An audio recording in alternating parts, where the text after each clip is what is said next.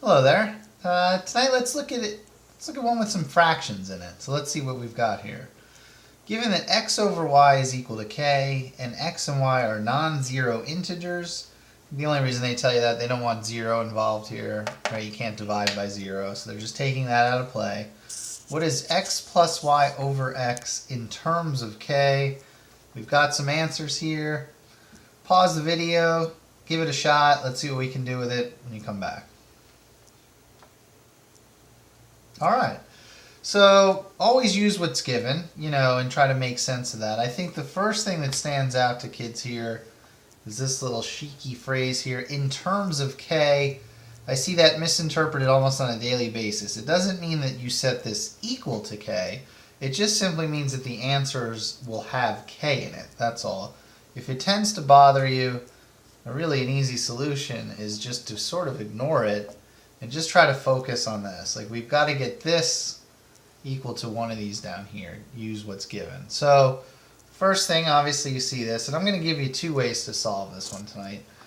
Let's try the algebraic route. I think the first thing, when you see fractions, the first thing I would always try to do is get the fraction out, right? So a lot of kids will pretend that there's a 1 under there and just cross multiply. So you would see, right, that x is equal to k times y.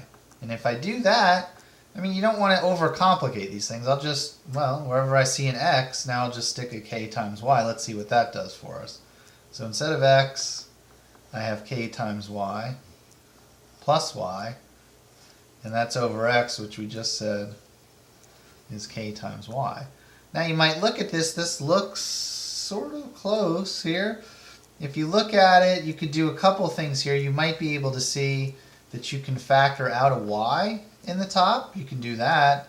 And if you take the y out, let's see, I'll put that over here. We have y, and then that's k plus 1 over k times y. And quite simply, we could just cancel that and end up with the correct answer, right, which is just k plus 1 over k, which is b. You can do that. If you don't see the factoring out of the y, you could do what's called split the numerator. So you could do this. You could take the first term on top and put it over the denominator, and then take the second term on the top and put it over the denominator. If you have that, now you could probably see it. You're kind of going backwards. That's a 1. That's a 1 over k, and then you have to get a common denominator and combine it. Eventually, you'd end up back at there. I like the first way the best. Here's another way for a lot of times kids that don't feel as comfortable with fractions. Well, if they've given us something that's true here, what we can always do a lot of times is just supply our own numbers. So let's create our own example. Instead of x and with y and with k, we're just going to make up our own numbers. And just be careful. When you make numbers up here, it just has to be true. This has to be true. They're telling us this is true. So I'm just going to pull out some arbitrary numbers here. I'm just going to make x 6.